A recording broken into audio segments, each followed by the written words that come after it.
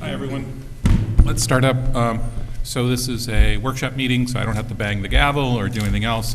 I do have to say that the policy on the upstairs level of City Hall has changed. If you are vaccinated, you need not wear a mask. And so we're making progress slowly. The first thing we're going to do is a swearing in. So Chief, you come up. Daniel, why don't you come up too? And the chief's going to introduce Daniel quick. Are you going to be more than a couple minutes?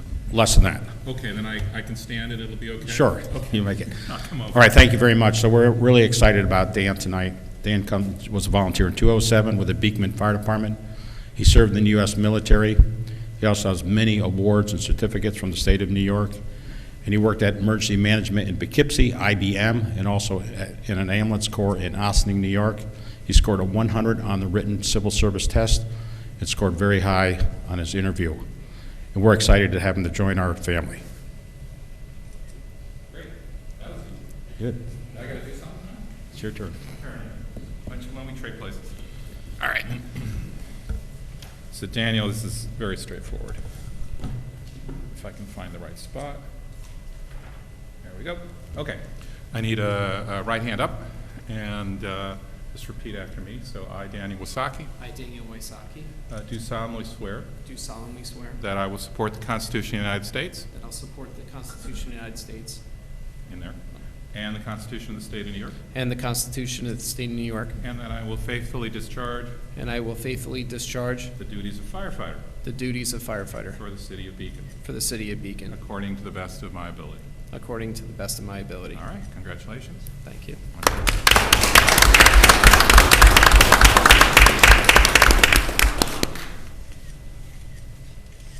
And you need to be up here anymore? Do you Can want we me do out of one here? with his family? If you Yep, would absolutely. indulge us for a minute?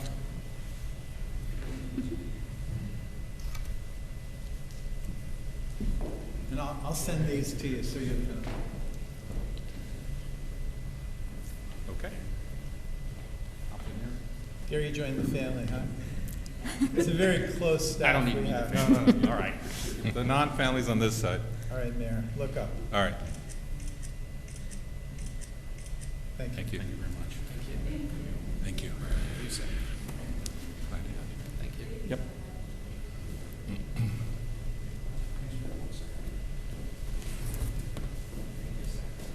Thank you. Okay.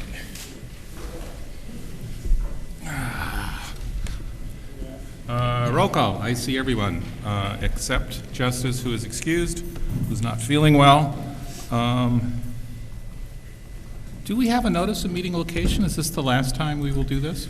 So the current extension of virtual meetings expires tomorrow unless the governor continues the state of emergency, which in that case you could then continue for another 30 days. The governor's state of emergency is only valid for 30 days, so we'll be on a rolling 30-day period. So this Next meeting may be in person. Okay.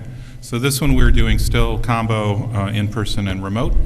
Let's hope to see things normalize further. A quick question? Yep. Sorry. And does that mean that the audience can't call in after? No, the city still has the ability to, at its option, still have a hybrid meeting. It just means that the council members need to be here Right. for voting purposes. Yep, okay. Correct, Dan. Thanks. Yep.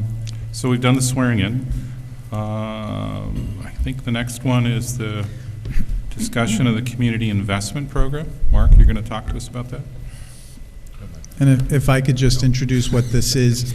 When we did the budget last year, there's an item in the recreation budget for community investment. Previously, it had been used for job training through the Green Teen program. And the last council, during our budget deliberations, said, what we'd like to do is look at who else might be out there to do community services. So they asked us to put together a request for proposals, which Mark has done, and he's going to just walk you through that quickly and then take any questions and feedback that you have. And then we could release that in fairly short order. Okay, so in your package, you should have had a draft of what we considered to be the criteria for applying. the previous council had suggested pulling, something like this together to make it very simple, which is what I tried to accomplish with that document. So disregard the dates. It's more for content and sort of criteria. So as you can see, we explained what the funding would be for, and just some simple eligibility requirements. So really, we're asking folks if they think there's a need for their organization to receive funding from the city, that just check the boxes on the eligibility. The one piece sort of defining who could apply was either to have 501(c) status, and if they didn't, let's say they were a community organization, they would have to show proof of a fiscal sponsor, so another organization that would, financially hold those monies. I think if we release it sometime, between now and early spring, it would give us some time to look over whatever applications came in, and divvy those funds up as we saw fit. What is the process in the decision-making? Say you have 20, 30 people apply to this. How is that process going to happen? Is it the recreation department? I mean, I would hope not. I would hope to collect whatever applications we have, screen them for eligibility, make sure all those are in place, and possibly bring it back to you guys for sort of a final decision or review or workshop. I would anticipate a few applications, but let's say 30 applicants apply for $10,000. We have some decisions to make on sort of how that funding went. I would probably do an initial sort of pass back. A lot of times, ask them if a partial funding was possible. That may rule out some of the applicants. Some applicants may be buying something that costs $5,000, and $1,000 doesn't help. And other organizations, sure, would they would make it work in whatever funding level. And we had talked about it being a little like the model of the community facility grant program that we did last year, where we do precisely what Mark said. For the first cut is, are you eligible? And we had a couple that weren't eligible. And then what we try to do is come up with the available funds, what could we fund and at what level? And some of it is investigating, you asked for 5,000, could you make 3,000 work? So we would come to you with a recommended program and then have you vote on that. So a big part of this, too, will be notifying the potential applicants, getting the word out. Yeah, we're going to need help from you getting the word out as well. Yeah. So once we launch that, we'll do we're going to have a communication conversation too. So it's perfectly timed. Yeah. There are a couple little spots that I had questions about, and they are boilerplate in philanthropic grant proposals usually. But one was the question, so in the purpose of the community investment program section, bullet 3, preferences given to new initiatives.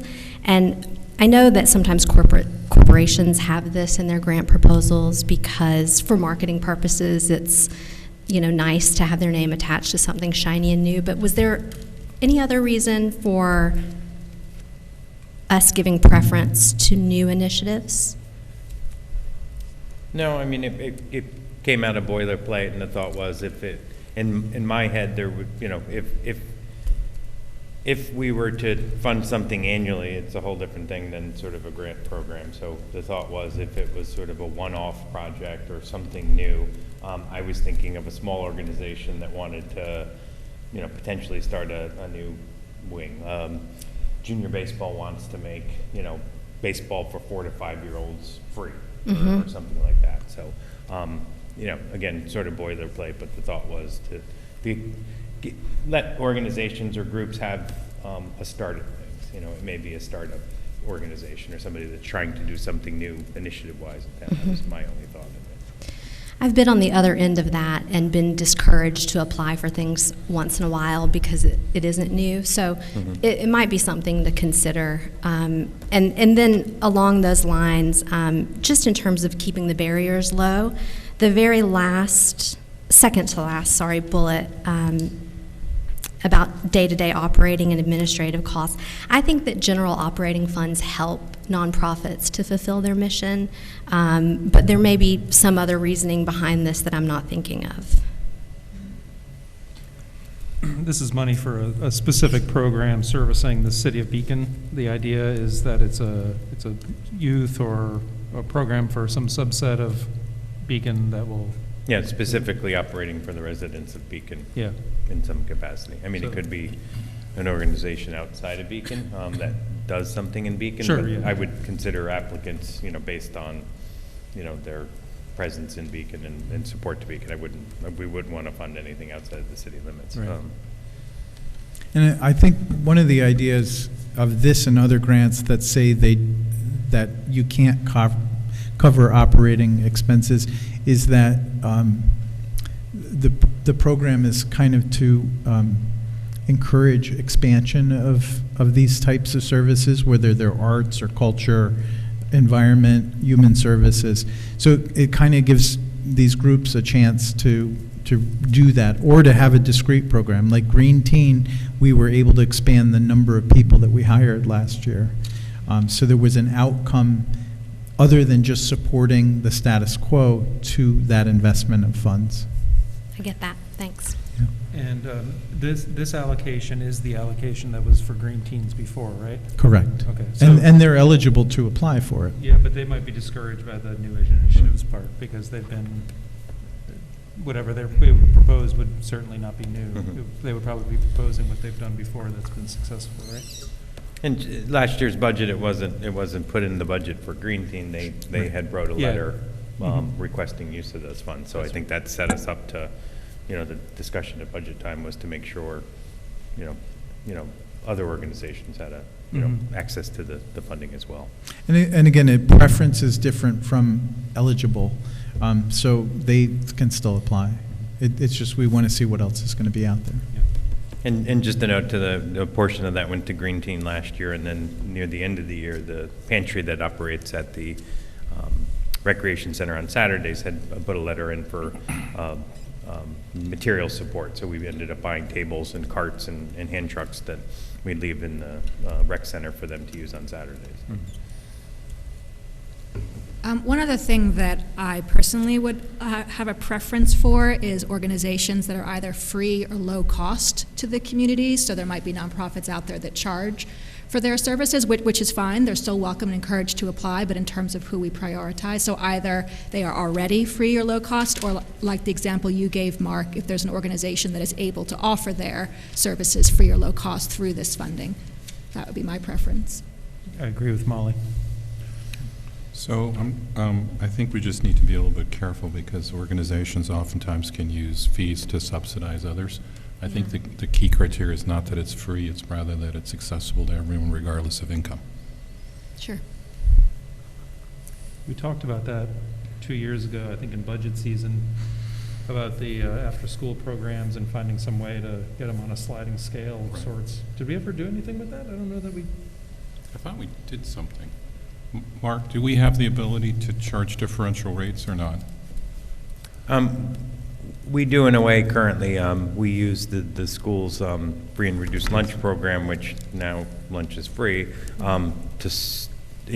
anyone involved in that program, we automatically reduce their after-school fees by half, which makes them responsible for half the tuition that they wouldn't. And then even beyond that, if folks, we talk to folks there's a few grants we've received from the county and social service agencies that we use to pay for after-school programming, the COVID stuff. We help families apply for some of those grants, and a lot of times it's just a matter of terms, so folks can afford the program, they just can't afford it at once. So we work with individual families to put them, instead of paying for the program, at the time of registration, we'll put them on a payment schedule over the 10 weeks. So, there's some stuff we're doing, but the biggest would be if you're involved in free and reduced lunch, we discount the program. Great. Because that's the only criteria I have That's what I think sort the of- council conversation left off with that, is where we left. I think the one downside I see to the requested funding can't be used for day-to-day operating is the fact that we haven't committed to doing this in the long term. So if this is going to be used for operating this year, but there's no guarantee that it will, or any not even a guarantee, but any idea that it would continue, that feels iffy to me. And I guess my question then to the rest of council is there a criteria that we're thinking of that would make us decide whether or not to do this regularly? Is there sort of success of the program overall that we're considering?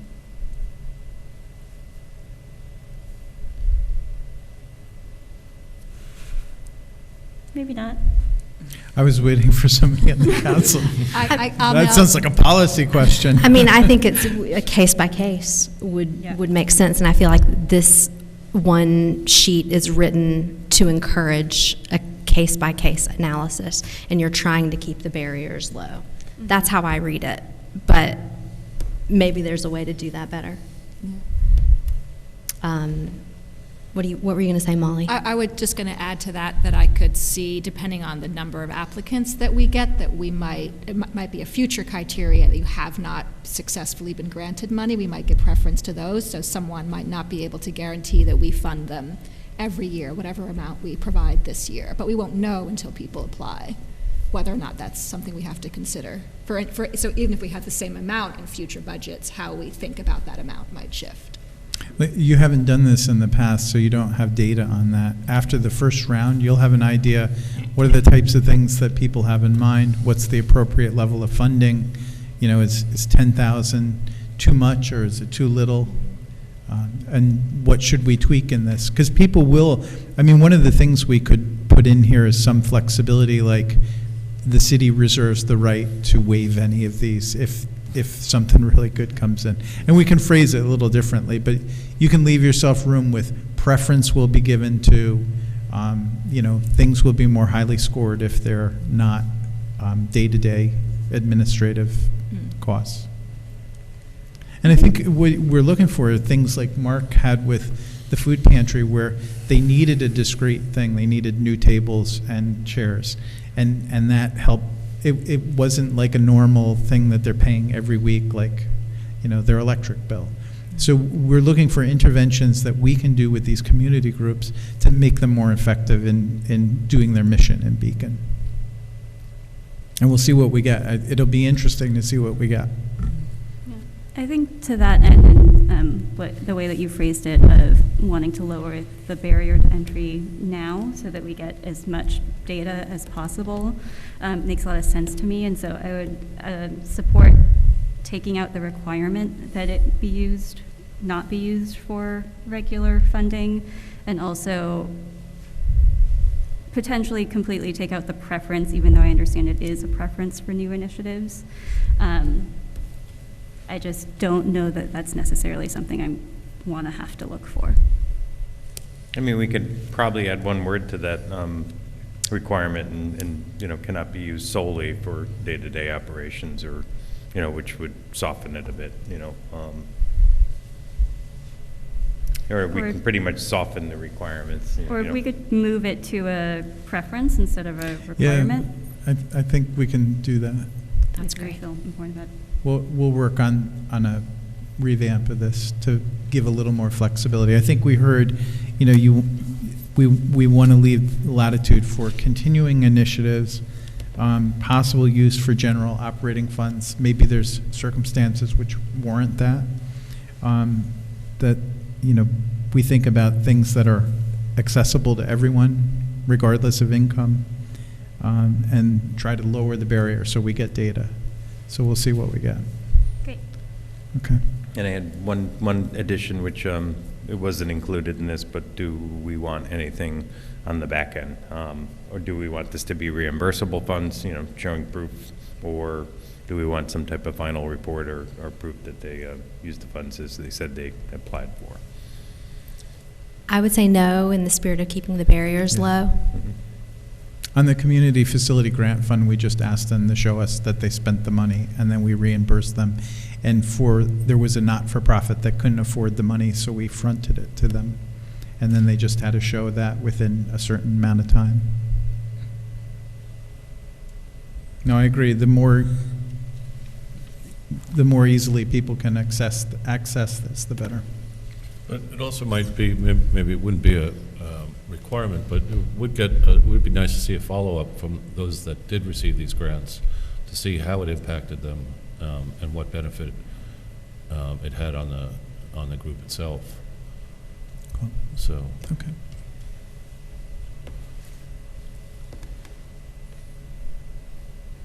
Okay. Good. Thank you. Mark, you're still up. You want to go on to the next one? Sure. So the board had asked for a discussion about communication strategy, public information. I'm also going to invite Pete Skorwitz to come in, who is our videographer, and he handles Channel 22 and some of our web stuff.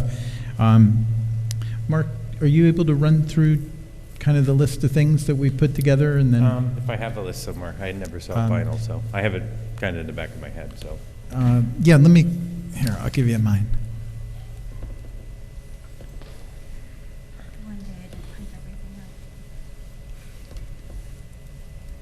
And I'll just say while you're getting that up that the Beacon Rec branding and communication strategy is, I just love it. I have, when I see the sign going past settlement camp and I just see the symbol, I feel every interaction that my kids have had with Beacon Recreation, and it's so uniquely Beacon Rec. So whoever did that work, kudos.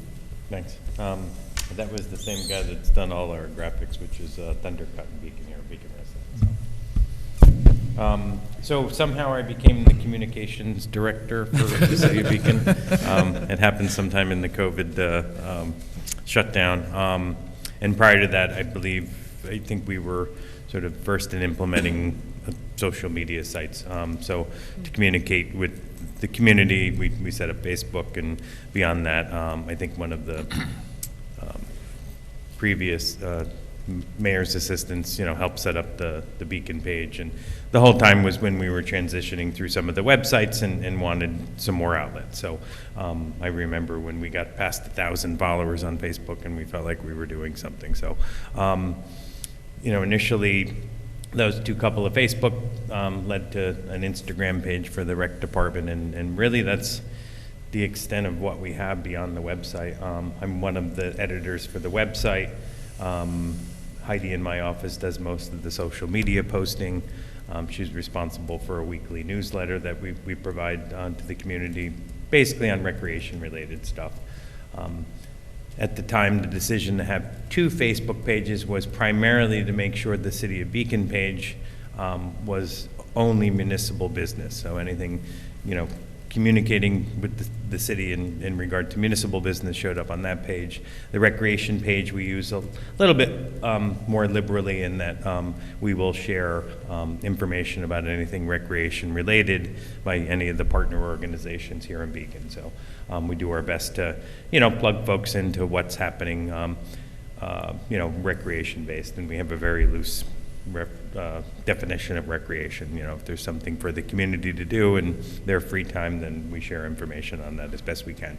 On that content, that's a copy and paste. If folks want us to help spread the word on something, then they get us content, and we format it to go out. So there's nothing really slick about it, but it is, pretty clean, and we try to, get stuff out weekly. I'll go through the rest of the list. Okay.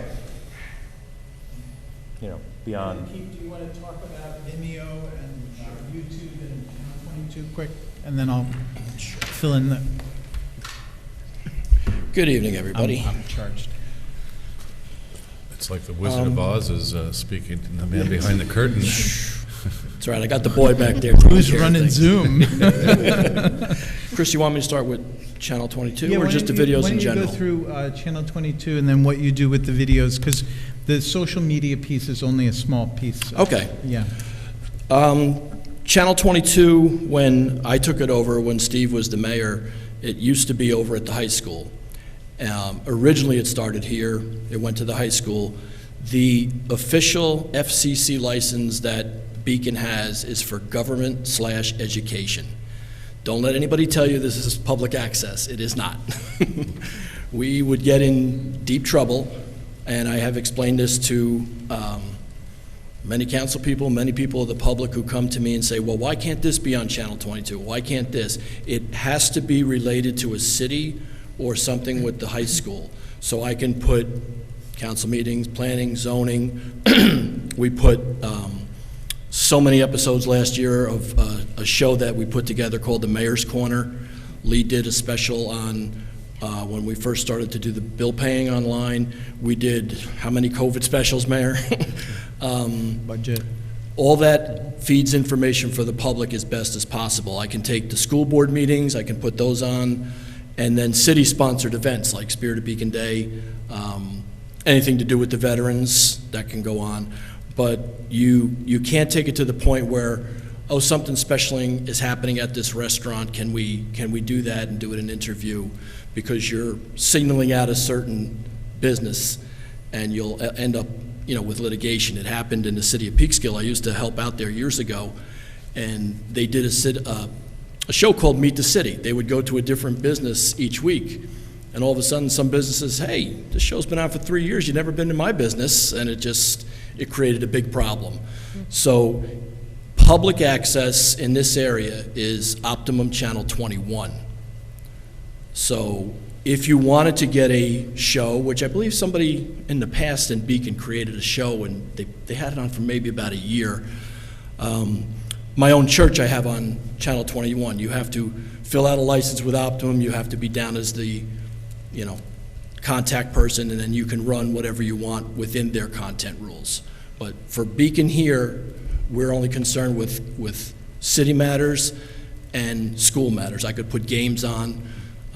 Mike has given me some games sometimes, the pep rally, anything to do with the school. When you say school, not just limited to the high school, but also oh yeah, we lower put grades.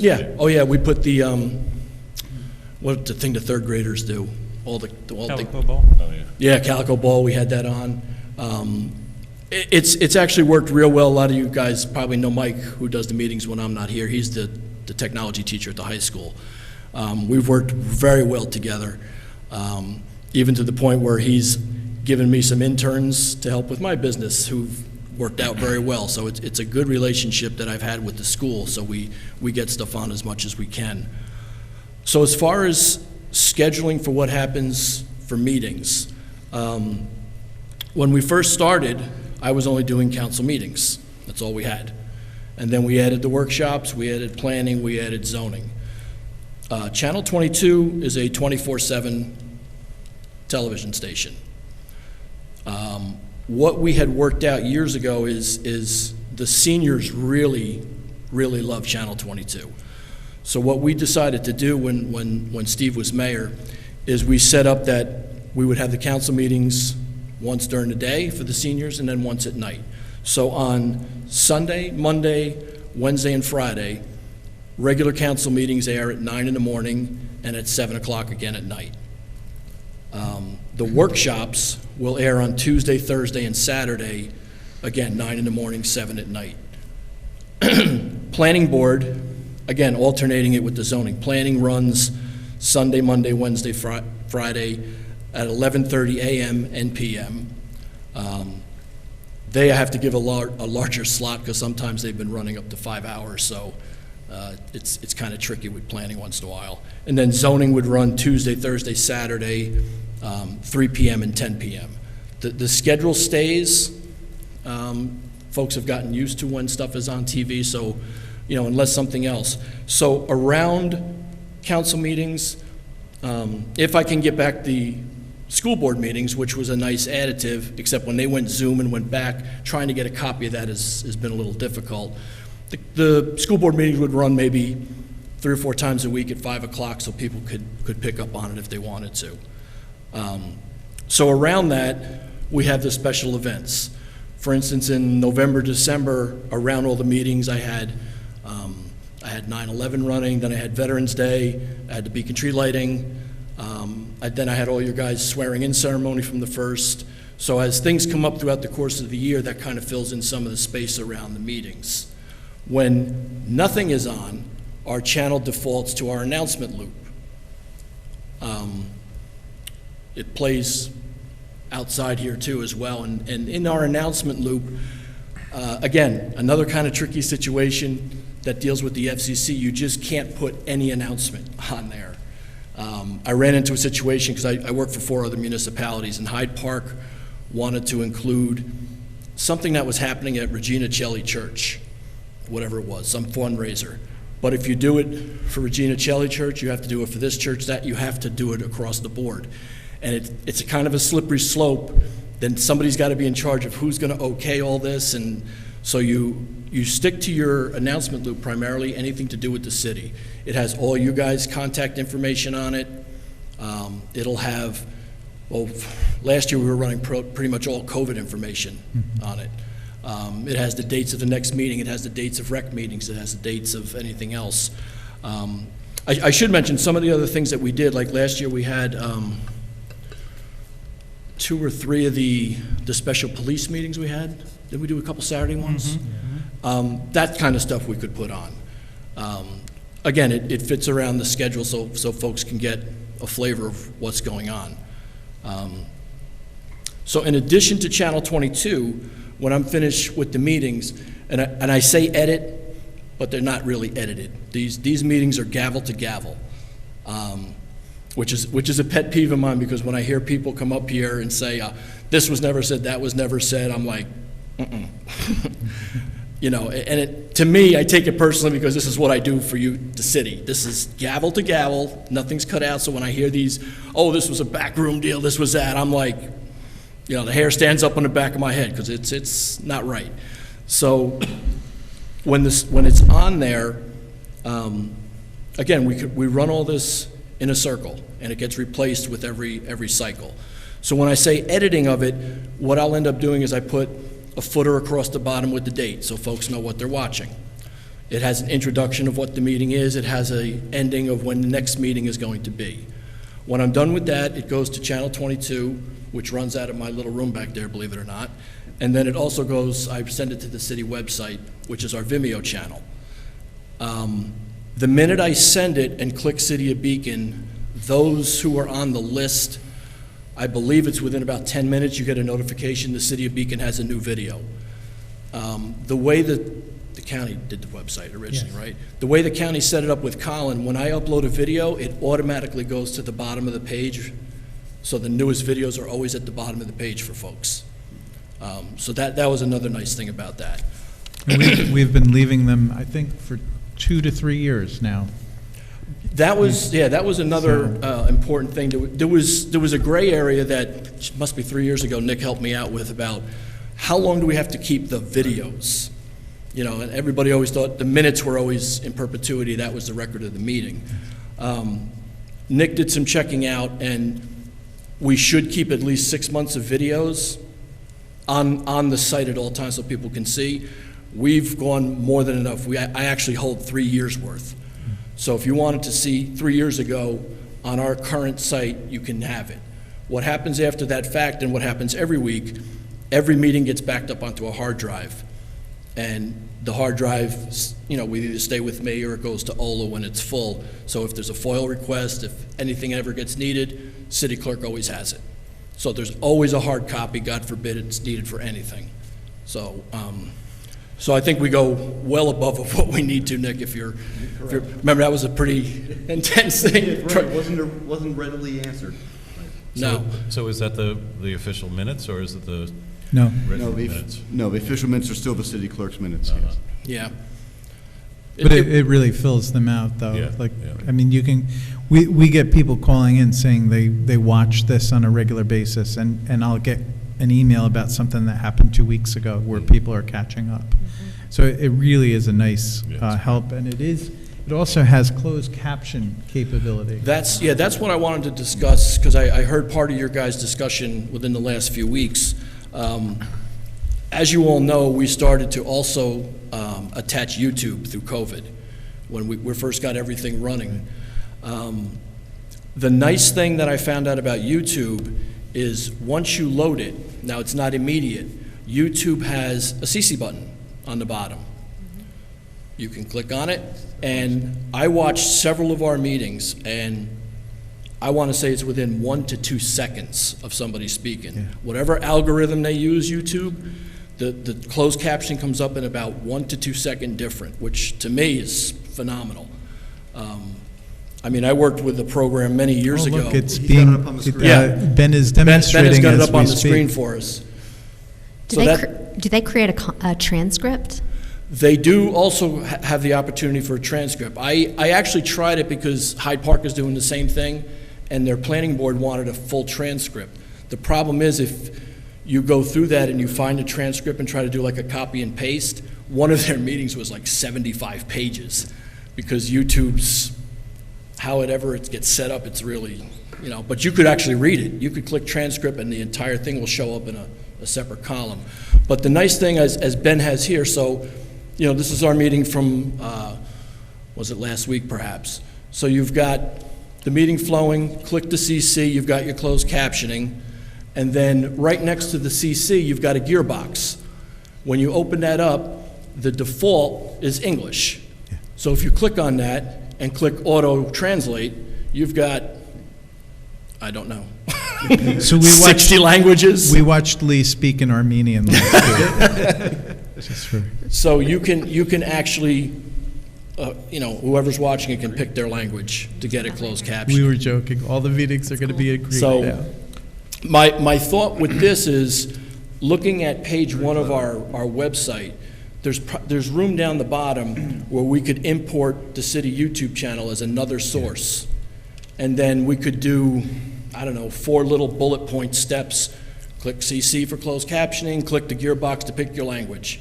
So anybody can have what they need without spending much, except maybe a couple extra bucks of my time on a monthly basis, but.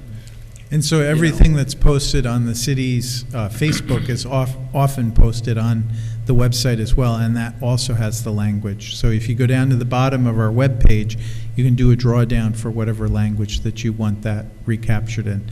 Now, that doesn't go through to every document, but as you can Yeah, see Ben's on got that up now. on the screen, all of the major pages translate instantly, which is incredible. And compliant with government accessibility requirements, too. Yeah. And then before we, there are a couple other outlets that we do use that I just want to highlight before we get past them. So that we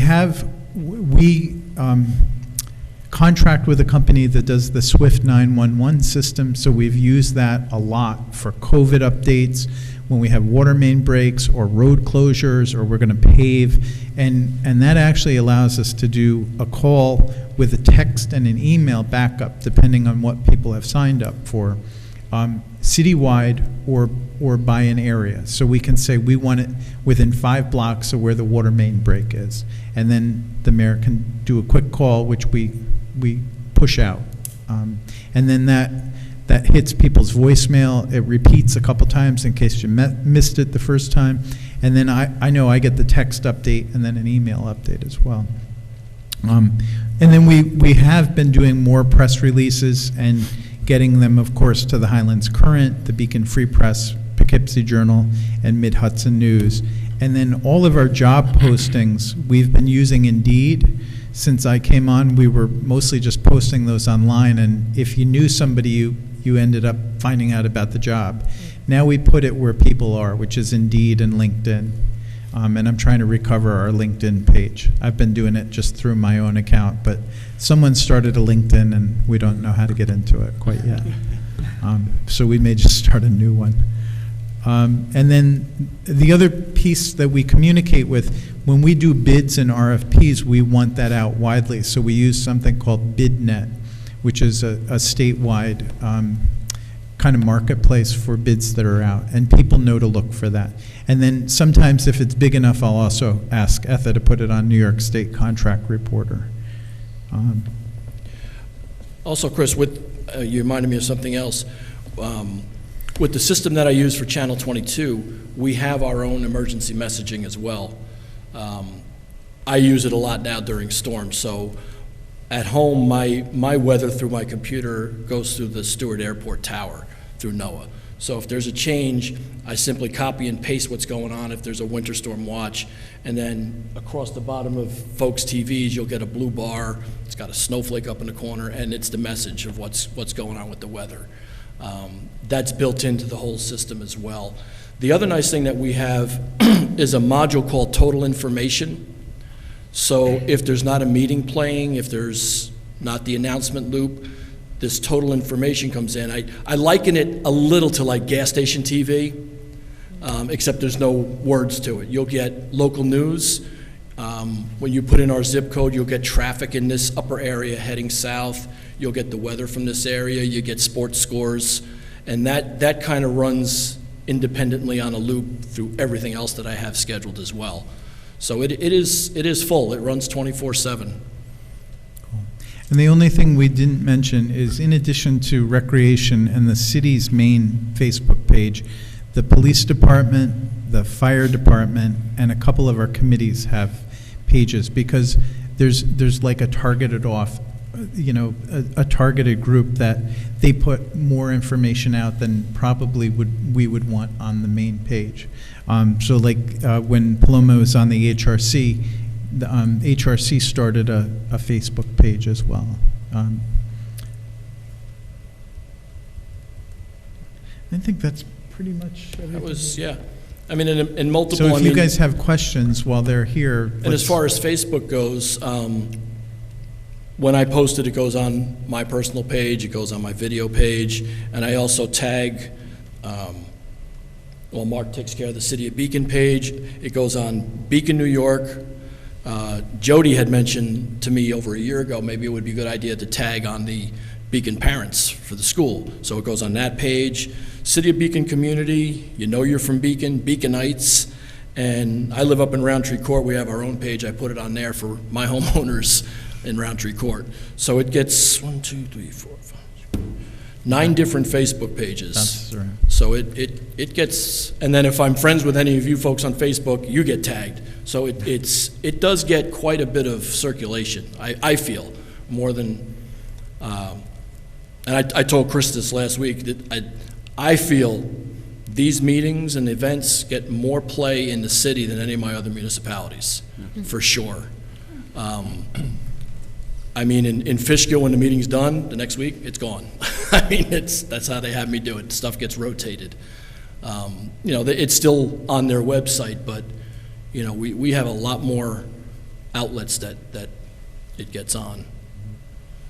We also do have a Twitter account that is basically deactivated, and we've been trying to figure out what to do with that. So. I'm going to make you get a TikTok account. TikTok, yes. Yeah. I'm not dancing. It's not going to happen. Anybody have any questions about Channel 22? Or? No, and I just want to say how lucky we are to have Pete. When we did the DRI grant, he just stepped right in, and he's so knowledgeable about the city that it's not just the videographer services, it's also content. He just knows the community so well, and we're really lucky to have him. So you're listening to us also. I do.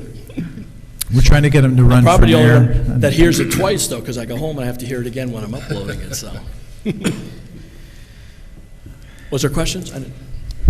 Is there, for the bulletins, the announcements that can go on Channel 22, aside from, not being able to support a non-city event, are there any other restrictions on what we can put there?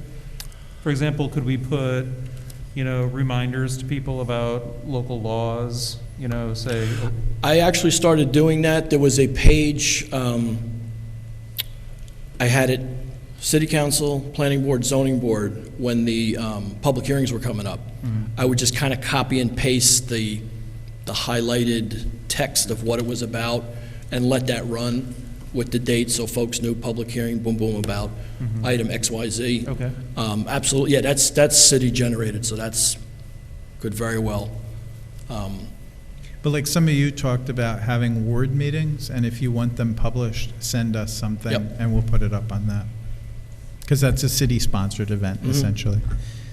We wouldn't put up political events or private businesses, but anything that has a public interest, you know. Yeah. I'm thinking about Ed Bilicki's PSA he gave us about not leaving your heat off when you travel.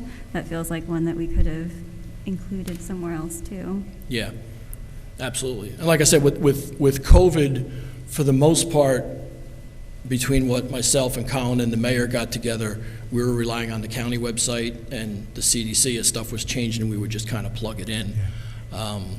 You know, there's still basic COVID information there about, you know, vaccinations, about the county website, the state, the CDC website, you know, which should probably stay. I mean, but there's, yeah, I mean, if there's a special meeting for something coming up, that should go on. Anything that does, you know, when we had the tree lighting, we put that on a few weeks ahead of time to get people. The Memorial Day service, the Veterans Day service, 9/11. So like when we release the grant, we'll put that on there as well. The other thing that I added a couple years ago is when do you release the budget? August, September? October.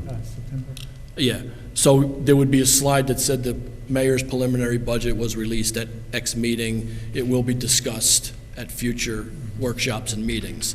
And then that slide gets updated, you know, when it becomes the budget. The official city budget can now be viewed on beaconnewyork.gov. So what I try to do with that is, as the website gets updated, copy and paste the stuff from that announcement page, so it's going out in another avenue. I have a question about the Spanish or the language translations. What you showed us was on YouTube, so that those closed captions don't appear on Zoom. Channel 22. No, that's actually, it's a good question, Dan, because I got asked that day one when the new administration took over in Hyde Park. And the problem with doing it on 22 is I don't have the capability to do it. Can it be done?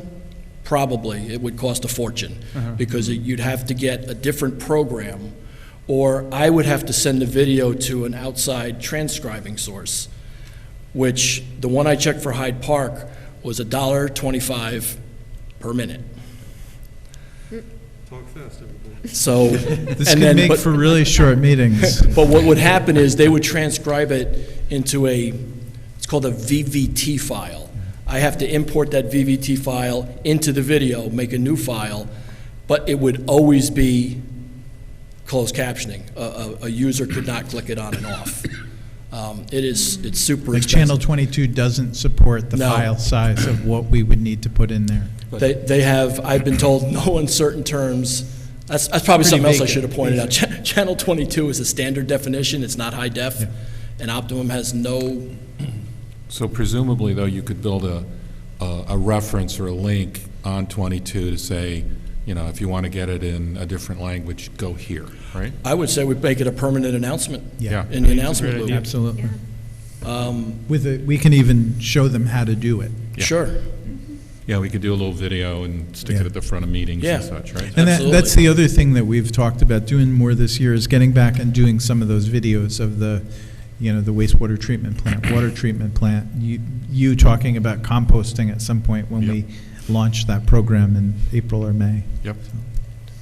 But the other thing with that, Dan, is the program that I've worked with years ago, I don't see the meshing as well as I've seen it on YouTube, where there's only a 1 or 2 second delay between the word and the person. It's usually off. I don't know. Again, I have no idea what algorithm they use in YouTube, but Google. that knows everything, right? Did you have another one? There was another question? I don't know if it's a question, but maybe just an observation that it seems like you are generating quite a lot of content for Channel 22. I mean, and thank you for doing all that. You're pulling in a lot of different, really important information from a lot of different places. And to tie that to the question about what we should do with our Twitter page, it just seems to me that if we could have a sort of plan or procedure to share content across platforms, then that would go a long way to keeping the conversation and the information out there. Like if our Twitter account was just exactly the same content that's on Channel 22, I think that would be a decent starting point. And it would probably simplify things, because you're not wondering about what message you're putting out on what platform. You just know that, like, okay, we're having our first snowstorm of the year, let's get out that it's, 3 inches, and you gotta, put out the rules. Yeah. Get your car off the road and everything. Yeah, And- well, and we- actually, stuff like that goes up seasonally. So when was it November 1st, Chris?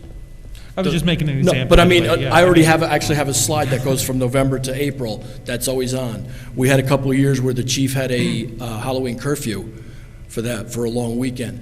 That automatically goes on. But I understand what you're saying, let it go on everything, website, Twitter, Facebook. Yeah, and I'm not sure whose responsibility that would be to It do the ends up at legwork, City but- Hall. I mean, we've been trying to revamp the Facebook page and make that more active. It was a bit moribund when I came on, and other than the rec stuff that Heidi posted, there wasn't a lot of news coming out through that. We've been trying to build up that, and as people like stuff, we invite them to follow the page, so that becomes a more dependable source of information. Yeah. Once we get that set, then we'll try to figure out the cross posting with Twitter. And we do cross-post across various Facebook pages as well. Yeah. And what's nice, too, is when we post something like about the fire police, the unions also put it out on their pages, and then it bounces around all of the community pages. So the only drawback that I have from putting stuff on 22 as well is, like I mentioned about doing the public hearings, I cannot put that much text on a TV slide. You couldn't read it. And then if I break it up into 4 slides, nobody's going to read it. You want to hit the highlight of what you want them to know. So the details of it, it's very difficult to get on Channel 22 without creating multiple slides. Like Twitter, kind of. Yeah, the only. I might need a lesson on that. That I'd add is I'm if sad you. Justice isn't here, because I don't know either. Yeah, if you think about our Venn diagrams, back in new math, the channels that create independent audience that are unique, Channel 22 does a lot of that people are only on that and not on others. The 911 actually gets a couple of thousand people who don't get anything else. So those are really strong. But when you're on, once you're online, it's not clear that the Venn diagrams are dramatically different. Like who would see Twitter that doesn't see social media, right? Maybe there's some, but the Venn diagram independent pieces that are really big are the TV and the 911, and then the the Facebook pages, right? The direct social media pages. So.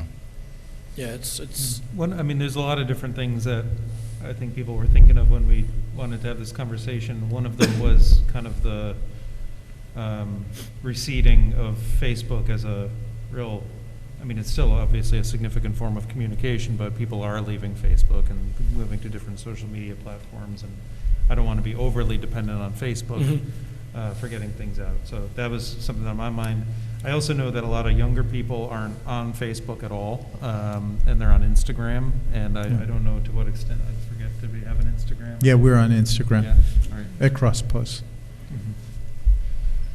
Yeah, I also am sorry Justice isn't here, because they, I think, have the chops for the social media on the council. How would we be able to discuss this a little bit at all at the next workshop meeting, just to make sure that Justice's comments are? Yeah. Okay, No, great. that would be great. Can we take a second to talk about Swift 911? Yeah. Yeah.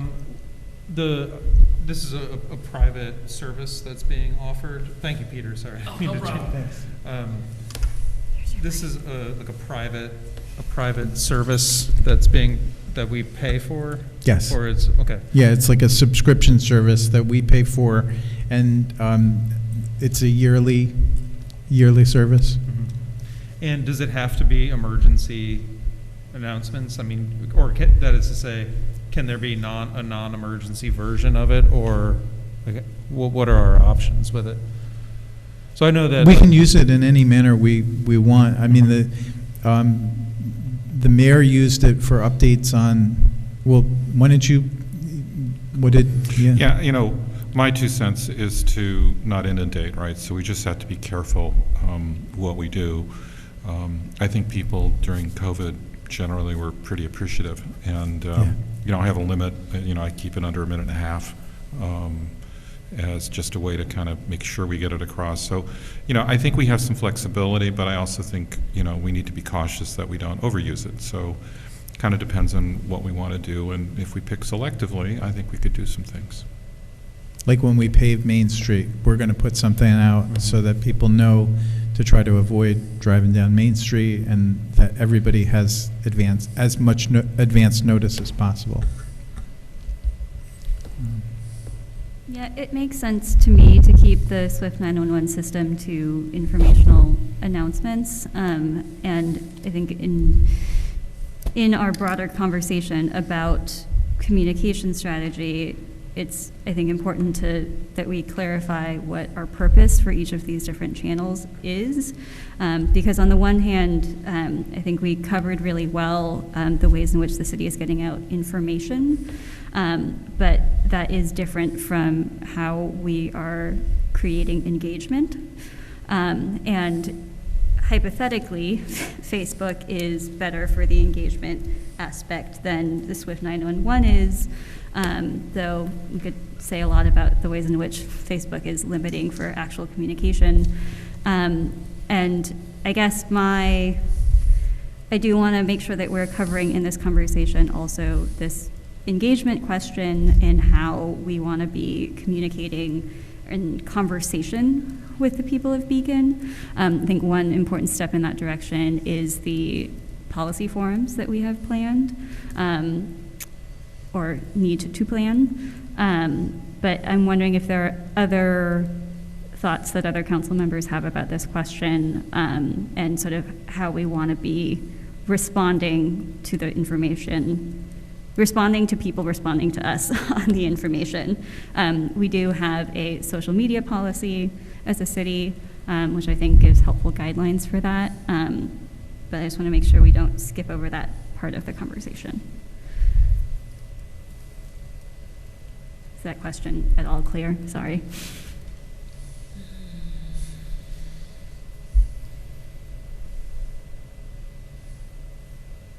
What was the question in there? I guess the Thank you. question in there was, do we have thoughts on how we want to be responding to people as they talk back to us on these platforms?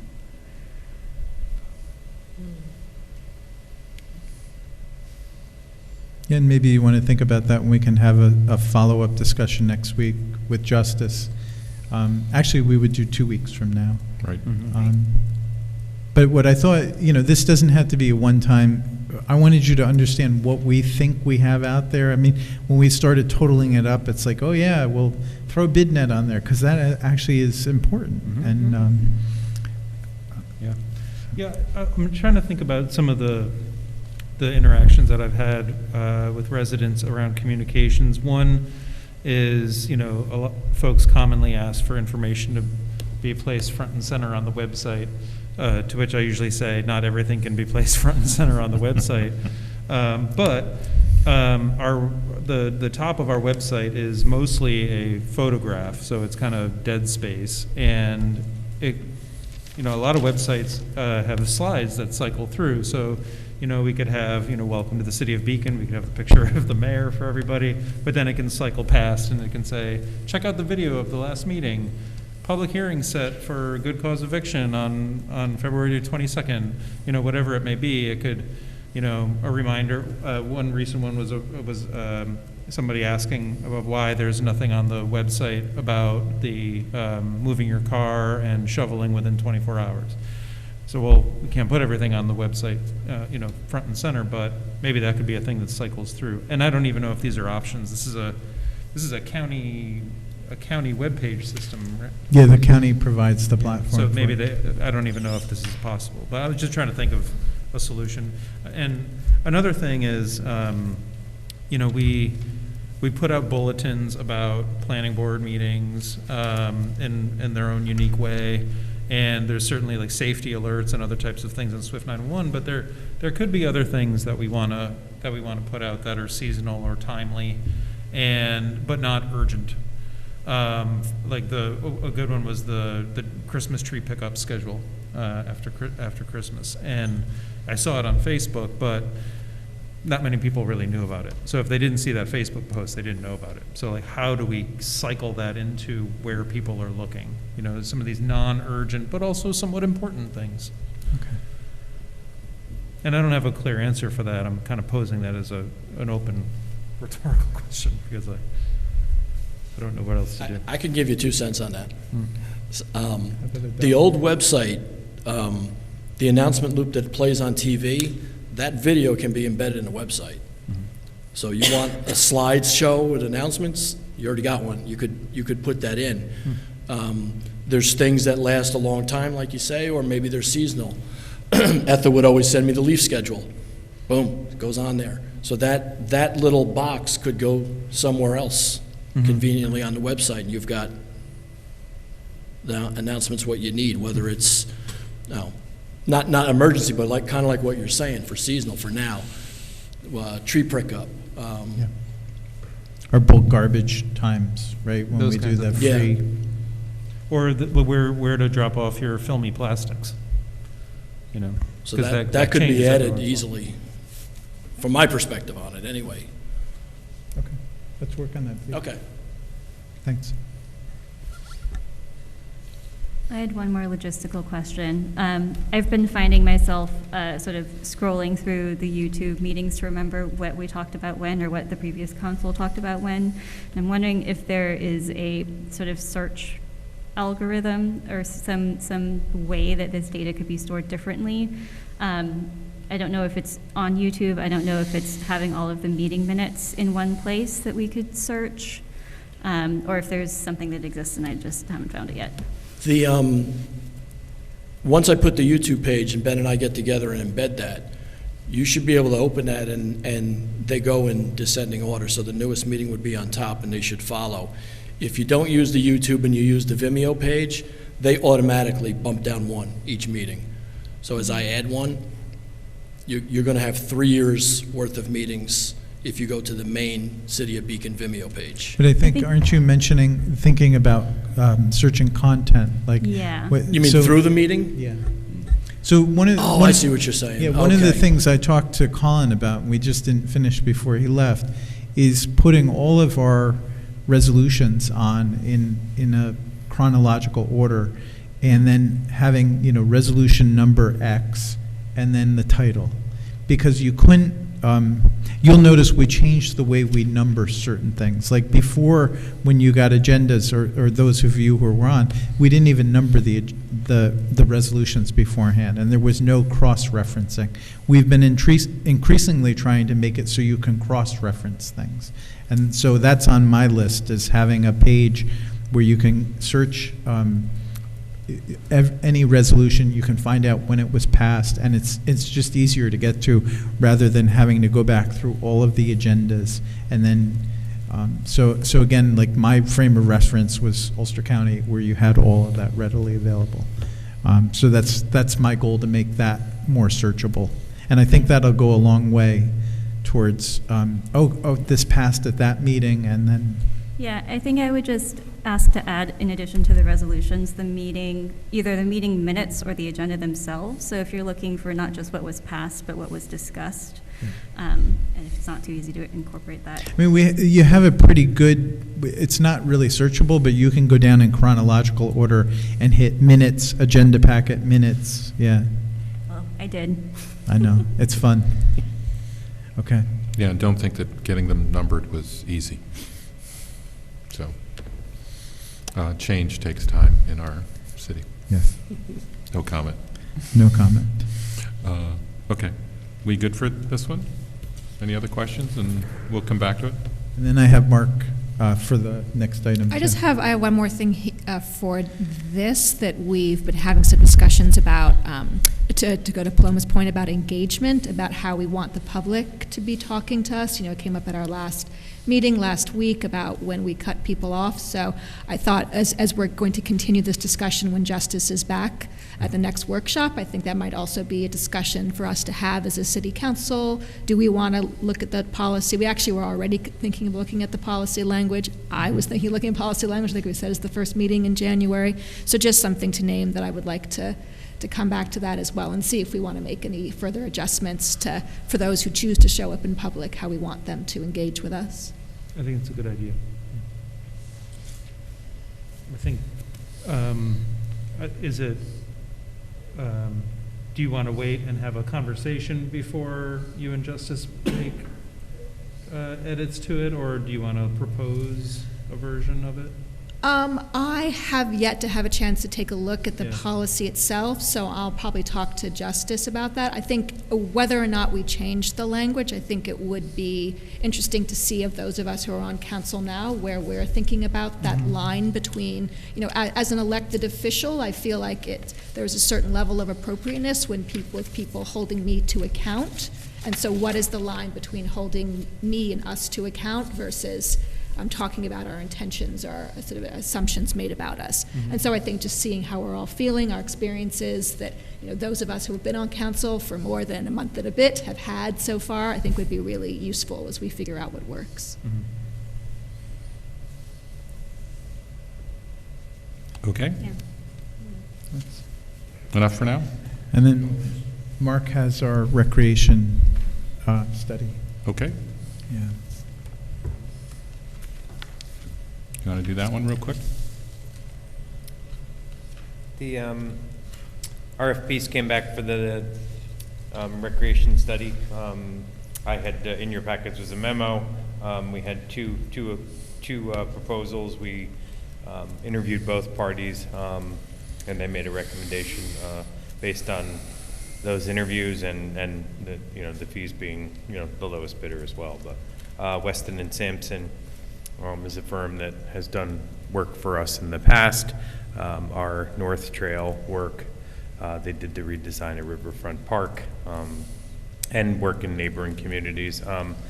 Their proposal was primarily, the biggest part to me was the way they were going to approach public engagement seemed much more thorough than the other firm. So I had a little more confidence that we would have a much more robust public engagement. I believe both ends of this, the project's going to start with a current inventory of programs and facilities, move on to a public engagement to find out what the community feels we should have, and then finalize this with a report. So I felt they got the public engagement part. Not that the other firm didn't have the ability to, but Weston and Sampson was going to bring in a couple of consultants that work specifically in public engagement and primarily in parks and programming. So, and they made mention to a great deal more in the community versus just our programming. So it felt like they got that piece of the puzzle. Felt a lot more confidence with what they would be able to deliver to us. And just for context for the public, what we're talking about is a recreation needs assessment that was authorized in the 2021 budget. We didn't get that out in time to do it in 2021, so we released this RFP in November, and the council moved that money into the 2022 budget. So we have $50,000 allocated for basically a three-pronged study. It looks at an inventory of our program and services. Then it does a gaps analysis. What do we need? What do we want? And then it comes up with a plan that prioritizes based on the feedback of the community. And we did interviews with both of the candidate firms. Both of them would have done a great job, but Weston and Sampson definitely had a more robust plan and really had thought out the steps in a more detailed work plan. So we would bring this contract to you for $48,900 with Weston and Sampson, and we'd ask you to pass that next Tuesday when we meet, and we'll get this underway. Can you talk a little bit more about, there were steps in the phases about things being brought back to us for review, just a little bit more about what we can expect in terms of what we're looking at? Like, for example, right now, because a lot of their focus, and your focus being the recreation department, is on recreation, and the community center might be more than just recreation. In fact, we hope it is. But I don't know if now is the point to bring that up, or we wait till they bring us phase one. So just a little more insight might be helpful. Yep, there's three deliverables in the project. The first being a draft and complete inventory, which would canvass the community. I think the kickoff meeting for that will help us define what's considered recreation, and I think we can broaden that to include, community service. Again, the kickoff meeting will help us, sort of define what we're going to be looking for in the community.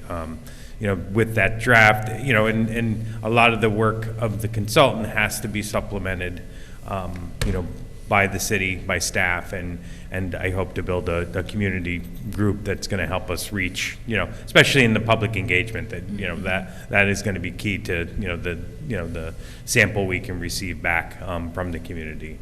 So I'm confident in the initial phase of that. As long as we plug in enough community members or support, we will have, that defined, beyond recreation. I'm looking at this, well beyond what my department does. I want to know what's in our community that serves our community, whether it's free time or community-based or pantries, all of that stuff I want to be included. The inventory, when we're done, I hope as a deliverable is going to be a grand resource for the community in itself. People will probably be surprised at what is available, to them here in the community. With that inventory, we go into the assessment phase, which again will have a draft and a deliverable at the end. That again, there's a period of time. I think they gave it 3 to 4 months that we reach out. All that's collected, they sort of summarize it, and then with those 2 deliverables, they'll complete a report, which will give us recommendations, moving forward. Really putting those 2 things together, finding out where we're lacking or where we exceed, and then. I'd have to go back through, I don't have the language right now, but basically they're allowing us then, where they see this can go in the next 10 years. And all over, the top of this is current trends nationally. So they'll take our community, lay it with what they see happening, nationally as far as recreation and community trends and facilities, and it'll all come together in that, again, draft and then final report. And all of the drafts will come to the public for feedback. So they'll do an inventory, and then they'll present it publicly and say, what are we missing? What else do you need? We actually have a draft. They have to submit to us a draft outreach plan, so we make sure that it's robust and comprehensive enough. So we will share. I think you're going to have 3 or 4 stages at which the council and the public chime in on the direction of that. And the community center is specifically called out in number 2, the needs assessment.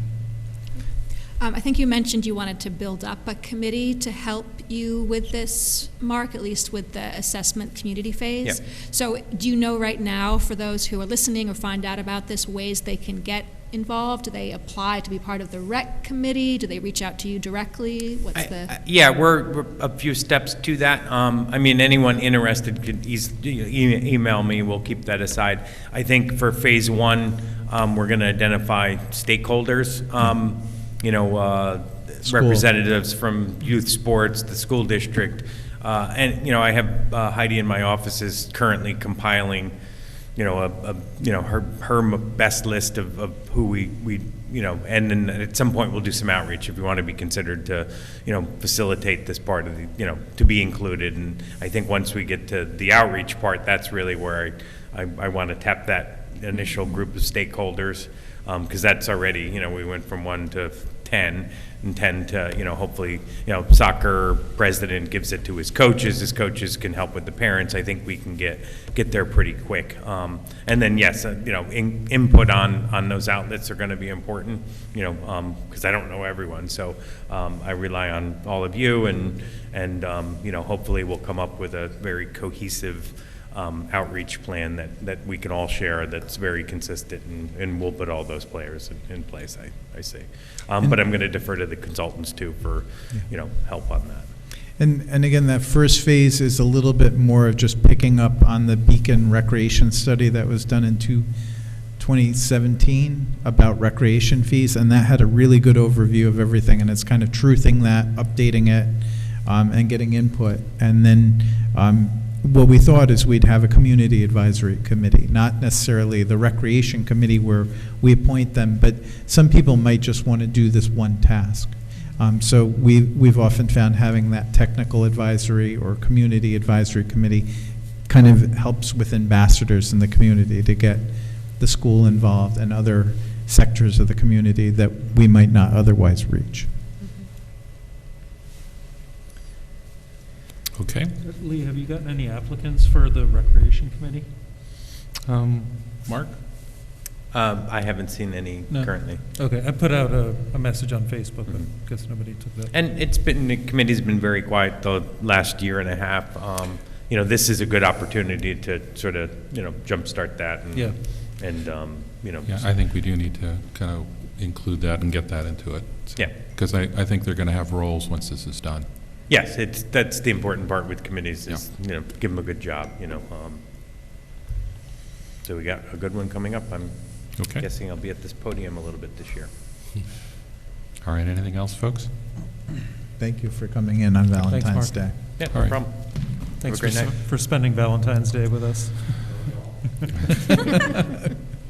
I heart. Okay. Next item is regarding sales tax agreement. So I will talk about this and only talk about it generally.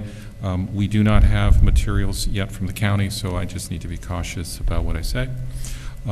But the first thing is that the two cities in the county have reached an agreement on the sales tax sharing arrangement. So we've had an agreement for the last, I think we're in our 9th or 10th year, and it will expire next year. And so we've been meeting to discuss that. And just for a little bit of background that I can provide, under state law, the counties can impose a local sales tax in addition to the state one, and as well, cities have the authority to impose a sales tax. There are pretty arcane rules on how it works, and what happens in most places, more than half of the counties that have cities, the cities don't impose their own sales tax. Instead, what they do is they make an agreement with the county on revenue sharing of the local sales tax. And that's what we've done. That's pretty much the way it's done in all of the counties in the Mid-Hudson. I think the first places that have a city imposing their own sales tax are the larger cities in Westchester, and once you get to the Albany area, you've got a couple up there.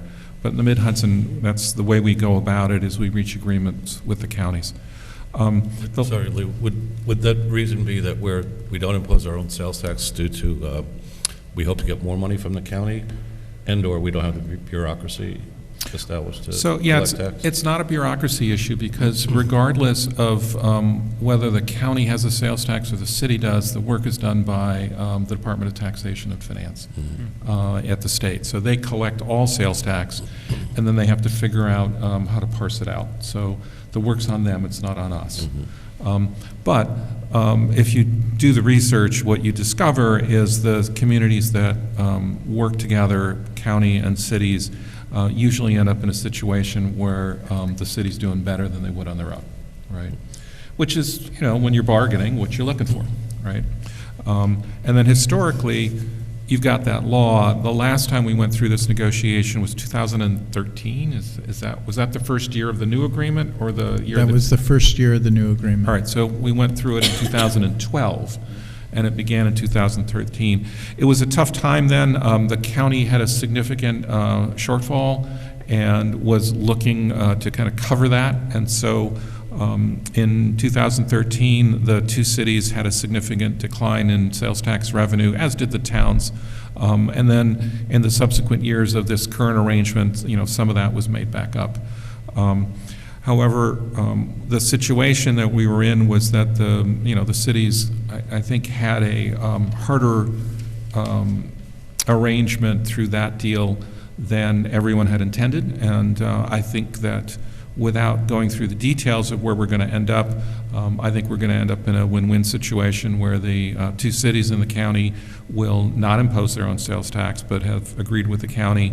We're working on the details now, and the details are of two types. One is just the actual numbers getting finalized, and then actually having it written up by the attorneys and everything. I haven't seen those yet. We're expected to get them this week. The reason that Beacon is ahead is that we're probably going to take it up first, and the way our schedule works, we have to bring it up here in workshop so that we can put it on the agenda for next week. We're pretty sure that we will have it ready in the next few days, so you'll see it.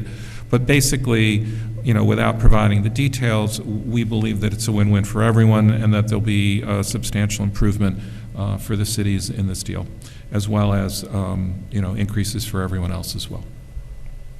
So I'll take any questions on that, but I just don't want to give too much more specifics than that. A quick question, it might be for you, Nick, I don't know.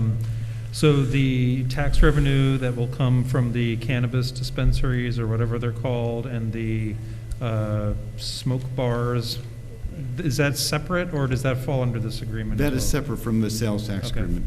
That would come from, that's separate. Okay, but my recollection is that it's kind of divided up the same way, right? It is No, pursuant to a state formula, however. It's 9% state, 3% locality, 1% county. And then the county got some. Yes. Right? Yeah. And it's a separate fund, so it's, Yeah, and I think it will also get administered by Department of Tax and Finance. Correct, right, the Yeah. city does not. Yeah. Yeah. Mhm. All right, thank you. And as far as I can tell, the revenue we might see from the cannabis sales is chicken feed compared to the sales tax. Oh, really? Yeah. yeah. Yeah. I mean, it's like probably a 5-digit number, Mhm. where this is probably a lot more over the 10 years. There's more digits. So, yeah, and I'm sorry to have to be cryptic. It's just that, you know, it will get announced. We'll all do it together. And the reason we're just running ahead now is that because of our rules, we say we have to bring it to workshop. You've received a more briefing. in-depth discussion in executive session, so you have more of the details as the policymakers. But again, we don't have the parties having all the paperwork together yet, and so we just got to hold off. But I would be surprised if it weren't out in the next couple of days. And the city of Poughkeepsie will be bringing it to their finance committee later this week. So we're the first out. They're coming right behind us. And then I think there's a provision that helps the city of Poughkeepsie specifically because of their fund deficit. And that's been the holdup on the agreement, just crafting that language properly. Right, so, and then just in terms of process, we're going to try to take it up for next Tuesday. Poughkeepsie has a finance committee and then a council approval, and then the county also has to do a legislative approval. So there are some steps. We have plenty of time. Actually, I think we all came to terms pretty quickly. We have sort of until the end of June to officially come to it, given late notices, the latest of notices, right? Correct, right. And the state controller's office needs to review and approve it after all the other bodies have adopted it. Right. So that's our process. The last step then is the state step. Yes. Okay. We have plenty of time, but you know, I thought we all got to agreement and thought let's move forward. So.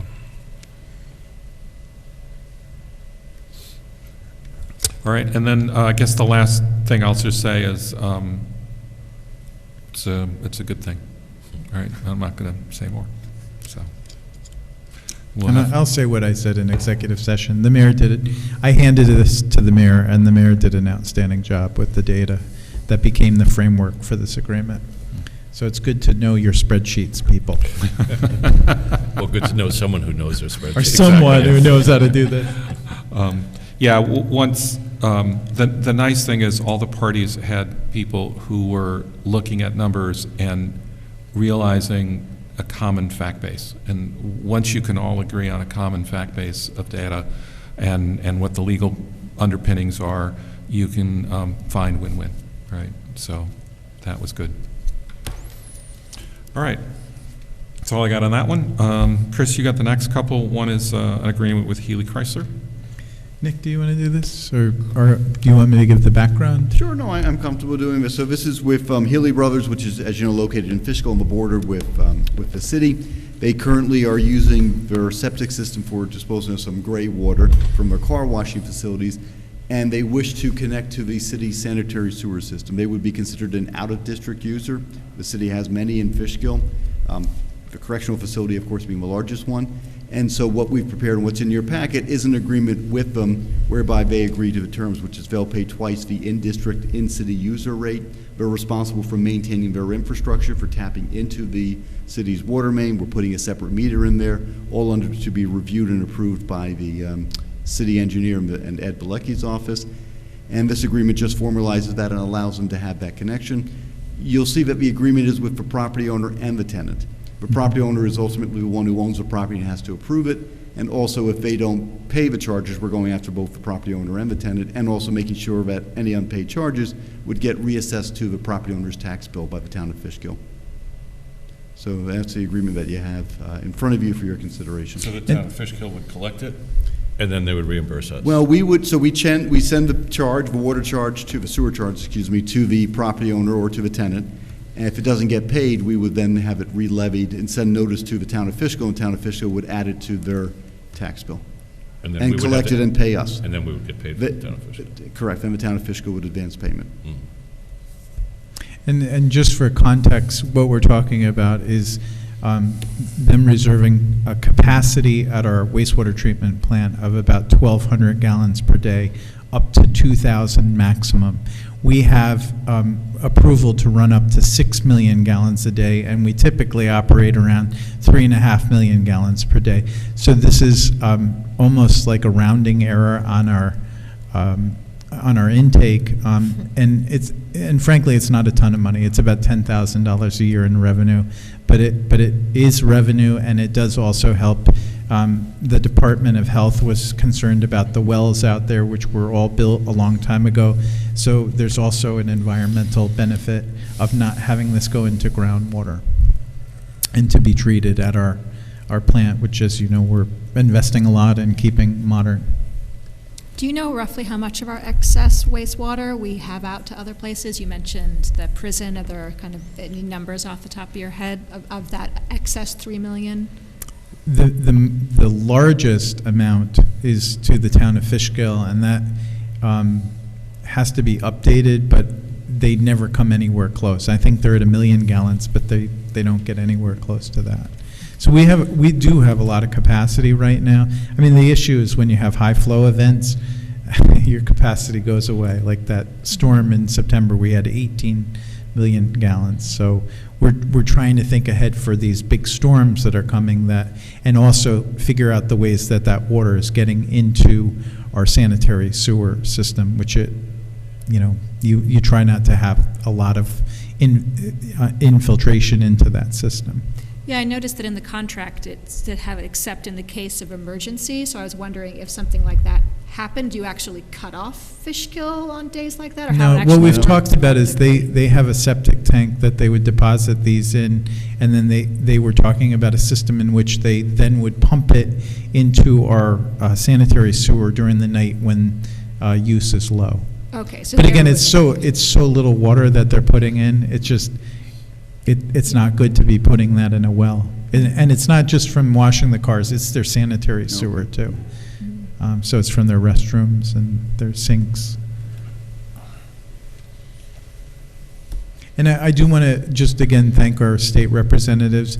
There was actually some esoteric law where we got bumped from being able to do this, and Assemblyman Jacobson sponsored it, and then with the help of Sue Serino and the governor, we got that through last year, Right. enabling us to do this. Right, and you, I think, are all aware that we process sewer for various parts of the town of Fishkill, as well as 2 prisons, right? So Dutchess Junction to the south, Yeah. and then parts of Fishkill as it exits into Glenham, and then also Fishkill Correctional and Downstate, Yes. right? So. Just out of curiosity, this is a 40-year agreement, correct? In 40 years, when none of us are here, or at least sitting in these seats. Right. How does it get triggered and reminded of future administrations that this is up? That's a good question that we've been working on. We have Chris has done a great job of taking these contracts and making sure those key dates are calendared, and there are reminders and internal checks and balances. I don't think his calendar runs that long. My Outlook calendar. I have a paper book that runs that long. Did you make Yeah. a reminder for yourself for 40 years? from now? I did. I put it in a time capsule in I my. believe that. Yes. No, I mean, one of the things we're doing is trying to track the expiration of contracts so that we're not finding out 3 months or 3 years after they've expired, but we're 3 to 6 months ahead of when. So right now, our clerks are using our document management system to do that. So they'll actually put the expiration date in as the identifier, and then it'll be alarmed. Yeah. Okay.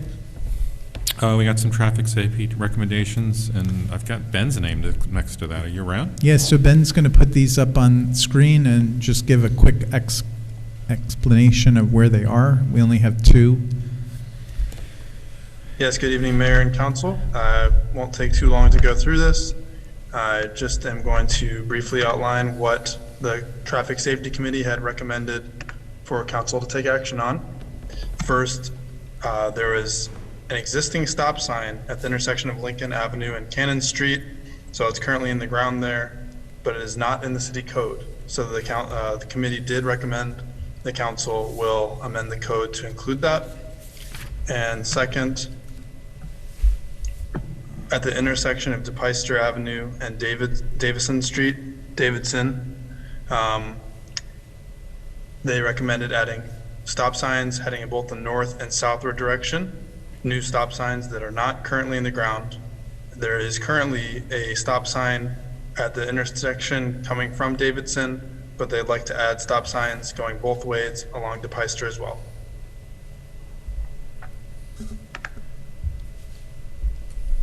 I just want to say how excited I am to see this this one on DePeyster here. It's not in my ward, but I've gotten so many emails about it and have usually just forwarded on the request. But I know that there's a lot of folks who, families that want to access Hidden Brook more easily. And I just wanted to ask a question. I think the question is for you, Ben.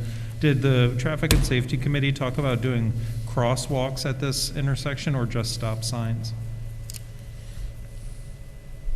As best I can answer your question, right now they're just recommending the stop signs. I don't know what future recommendations will be.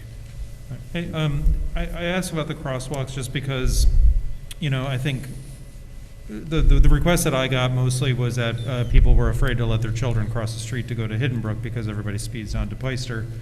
Crosswalks might be like an added kind of way of you know, demarcating pedestrian traffic for cars and make families feel a little safer with their kids crossing the street. I know one of the concerns we've had in the past with crosswalks is when they're not co-located with sidewalks. So typically you have a sidewalk with a ramp, an ADA ramp in theory, and then you have your crosswalks there. There's no crosswalk, there's no sidewalk here at the moment. So I know the traffic safety has advised against that in the past. Okay. Yeah. Thanks for letting me know. I know in ward meetings, when Jody was seated, there was a lot of interest in narrowing DePeyster, you know, in any way possible. And, you know, a sidewalk, of course, would have multiple benefits, but it is something that comes up time and again. And I'm very excited to see all these stop signs being considered. A constituent mentioned the stop signs on Lincoln, and it was great to hear from you, Chris, that was already being talked about in the Traffic and Safety Committee. So, and now it's happening. So really great that that's moving fast because people are always talking about stop signs. So I will just offer one piece of advice, which is be cautious about advocating for stop signs to slow down traffic, because that doesn't work under the way the state guidelines work. Do you have any advice you can give us, Nick? Sure. Well, right. So the Traffic Safety Committee has to consult with the police department and with the DPW and with the New York State Traffic Safety Maintenance Manual, because there are actually state guidelines as to where you can and cannot place stop signs and what those regulations are. And you want to make sure that the city doesn't incur liability by putting a stop sign in a place that's not warranted, because they can't be used as traffic calming measures.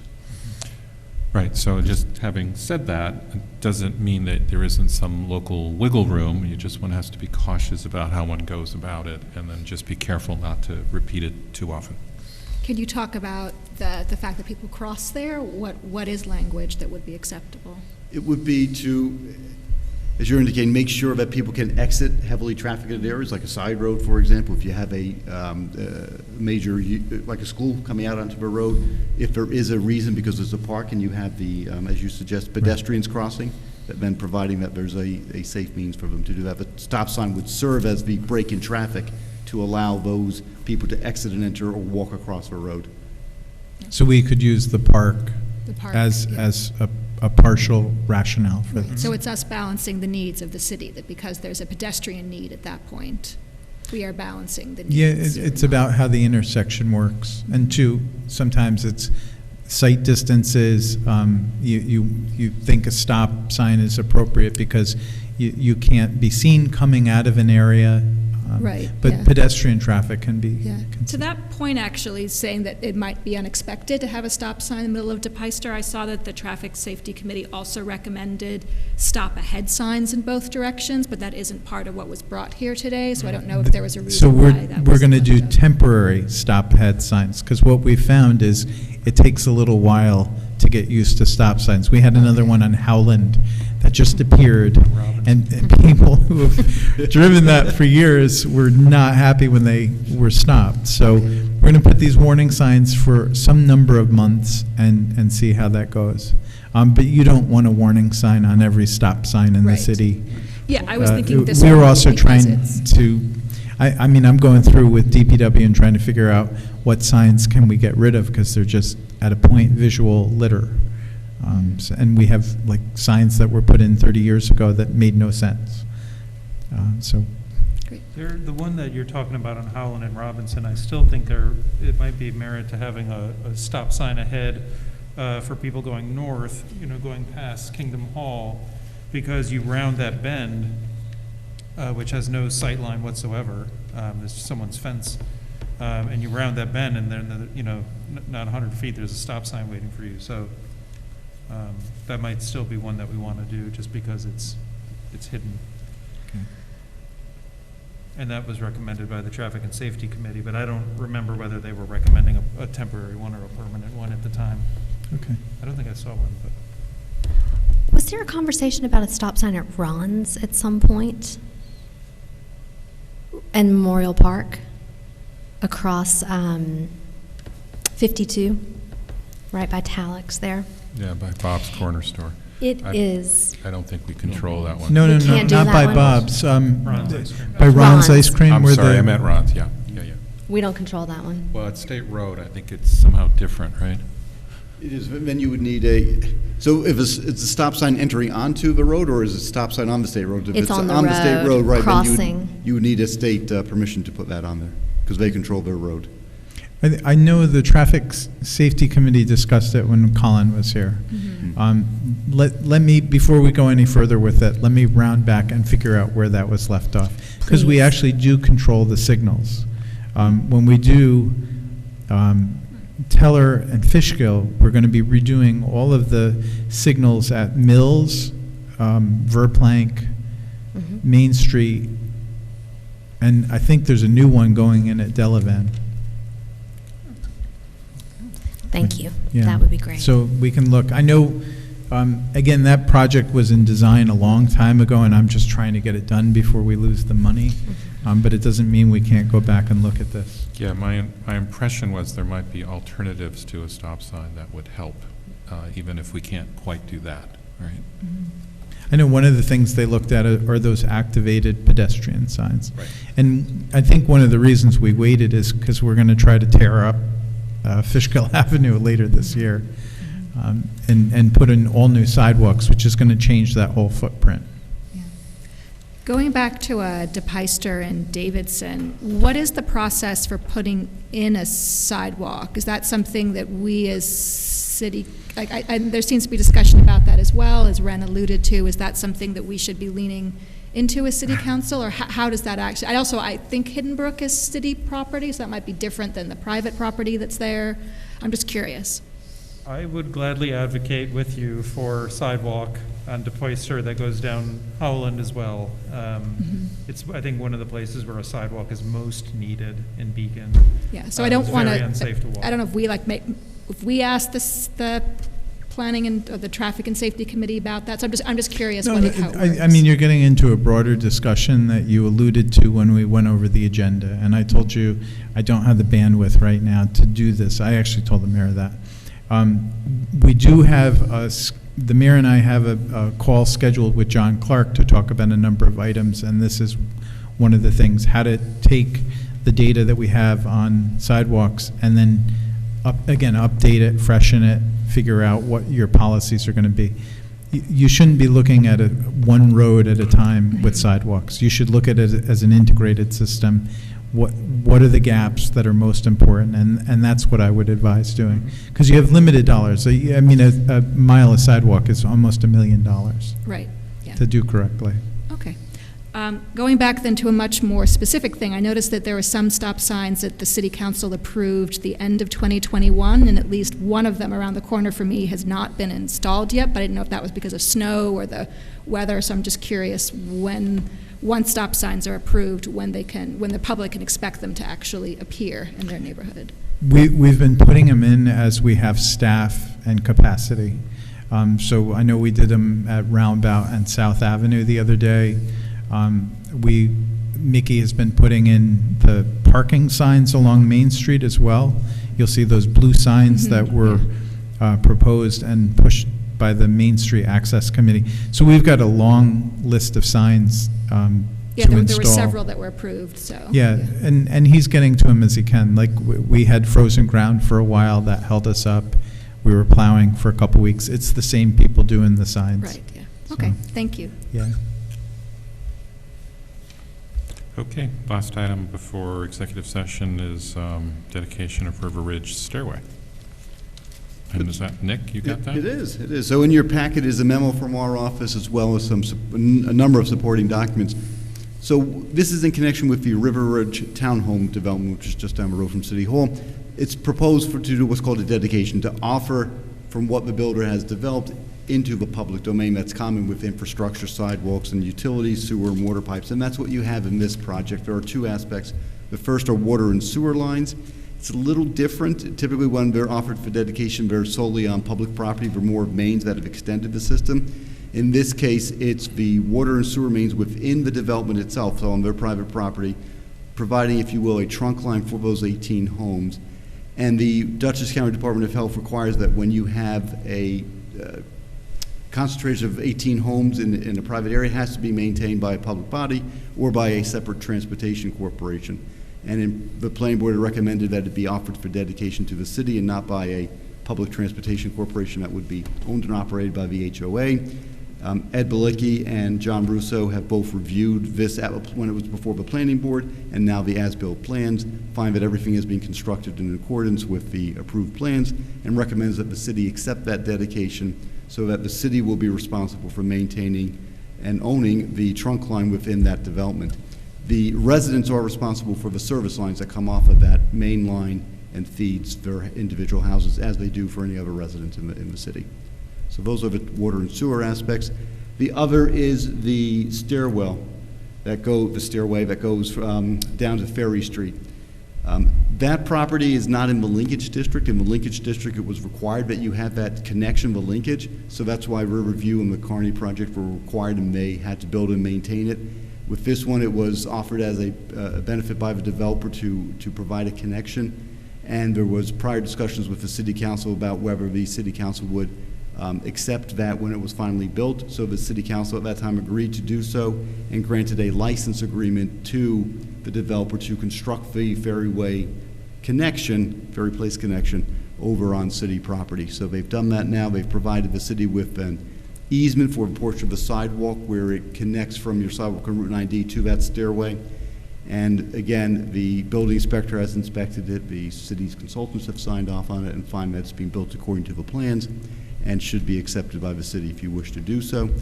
There also will be required to provide a maintenance bond.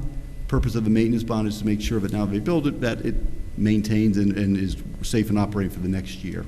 And that's in the amount of $26,000, which is in satisfaction of your code requirement that it be 10% of the initial engineer's cost of that improvement work. And we've been maintaining this stairwell already. Justice had called a few weeks ago because it was getting icy, and we did ascertain that we already have some duty to maintain it. It's a big improvement over the rope and that used to be there. Well, you have advocates of the rope Yeah, I know who the are rope. not happy about this stairwell. I liked the rope. Having walked it many a time as a commuter, this is a better alternative. It's certainly more accessible, so I do still support it. And don't get an idea that if you put a rope and create a social trail, we're just going to build a staircase there. This is the last one I'm taking for a while. Yeah, this was discussed probably 25 years ago. Yeah. Probably while you were sitting on council. Probably. Right? It just took us a long time to get there. But also, too, part of it was these are all urban renewal properties that just laid fallow for 30, 40 years. Parcel L. Yeah. Actually, in the end, to our benefit, so. Okay, that's it for this. We got a couple executive session items, one on personnel and one on legal. Do we need a motion or not? Yes. Yes. Okay, so let's do a motion to go into executive session to discuss personnel and legal advice. Can I And get will that? not be coming back into regular session. Right. And we will immediately come back and then leave the meeting. That's the motion I'm looking for. Motion to go into executive session to discuss personnel and Legal advice. legal advice. All right. Got a second? Second. All right. All in favor? Aye. All right. Thank you all. And so we have a